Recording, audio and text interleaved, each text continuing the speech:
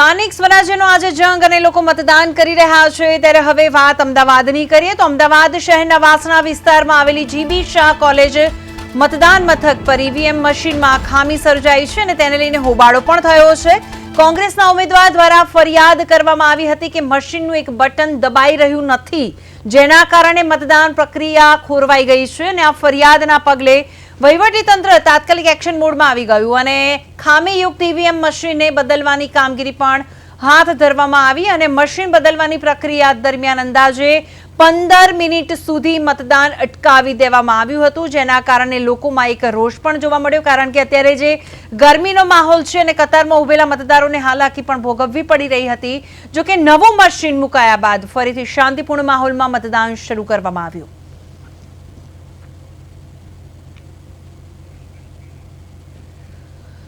તો અમદાવાદના વાસણામાં ઈવીએમ મશીનમાં ટેકનિકલ ખામી સર્જાઈ છે। હવે નરેશ, આપણે વાત કરીએ કે મતદાન મથકો પર લોકો મતદાન કરવા માટે તો પહોંચ્યા છે, પણ જે રીતે ઈવીએમ મશીન છે કે અન્ય કોઈ કારણોસર જે રીતે મતદાન પ્રક્રિયા અટકી જાય છે ત્યારે એક અલગ જ લોકોમાં નિરસતા જોવા મળે કારણ કે એ લોકો મતદાન કરવા માટે તો પહોંચતા હોય છે, પણ એ લોકોને જે ટેકનિકલ ખામી છે તેના કારણે અત્યારે ગરમીનો સામનો કરવો પડી રહ્યો છે। લોકો લાંબી લાઈનોમાં ઊભા રહે છે છતાં પણ મતદાન નથી કરી શકતા। બિલકુલ ભૂમિ, તમે કહ્યું એ પ્રમાણે કે ટેકનિકલ ખામીના કારણે છે એ લોકોને છે મતદાન કરવામાં મોડું થાય છે અને એની પાછળ બીજું એક કારણ મને એ પણ લાગે છે કે ગરમી છે તેના કારણે છે એ પણ કદાચ ટેકનિકલ ખામી સર્જાતી હોય કારણ કે ઈવીએમ છે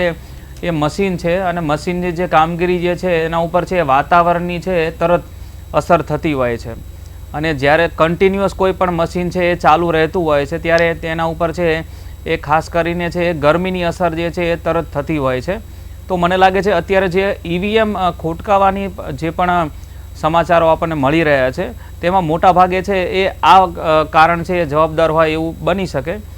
પણ જે પ્રમાણે તમે કહ્યું કે મતદારો ઉપર જે છે એ જ્યારે આ રીતે કન્ટિન્યુટી છે એ તૂટતી હોય છે તેની છે એ સીધી અસર થતી હોય છે કારણ કે એક તો આટલી ગરમી છે, 44 ડિગ્રીની આસપાસ જે છે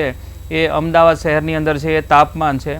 અને એવી કન્ડિશનમાં પણ છે એ જ્યારે કોઈ મતદાર છે એ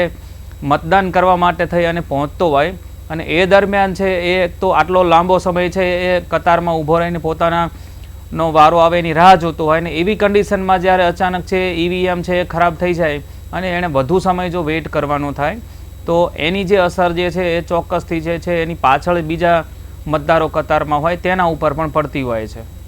હવે આ વખતે જો નરેશ જોવા જોઈએ ને કે ઘણી જગ્યા પર અત્યારે ગરમીના કારણે કદાચ લાગી રહ્યું છે કારણ કે આ એક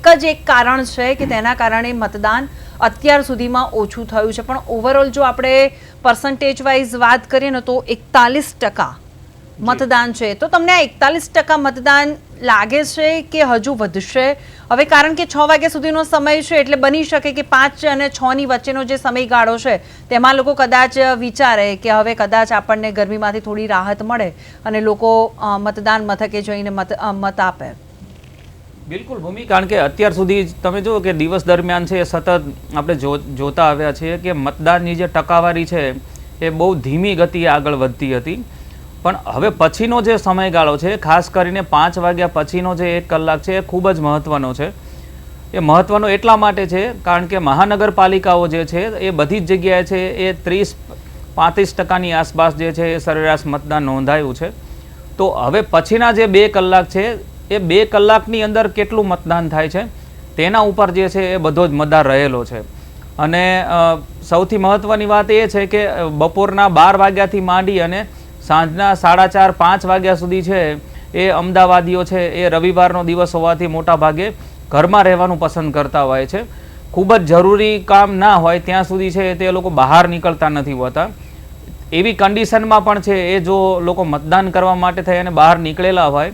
અને એ દરમિયાન છે જેમ ઈવીએમ ખોટકાઈ જવું અથવા તો બીજી કોઈ પણ સમસ્યાના કારણે છે એ મતદાન અટકી જાય તો એની અસર જે છે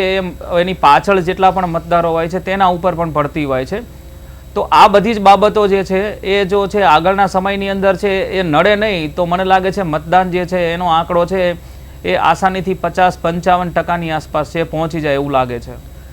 બિલકુલ તમે નરેશ કીધું એ રીતે કે કદાચ 50-55% કદાચ મતદાન થઈ શકે એમ છે અને હવે આપણે વાત કરી છે અમદાવાદની તો ત્યાંથી જ જે રીતની માહિતી આવી છે અને શું માહિતી આવી છે તેના પર આપણે નજર કરવી છે.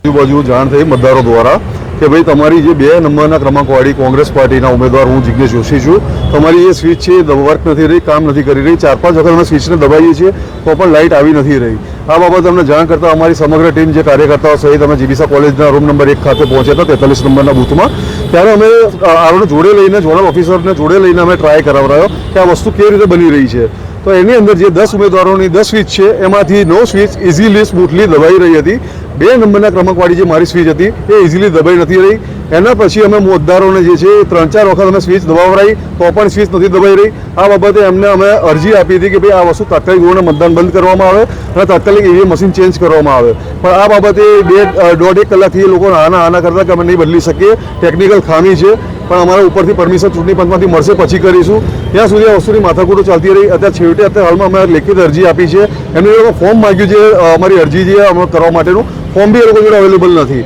અને હાલમાં અમે લેખિત અરજી પેપર ઉપર લખીને એમને આપેલી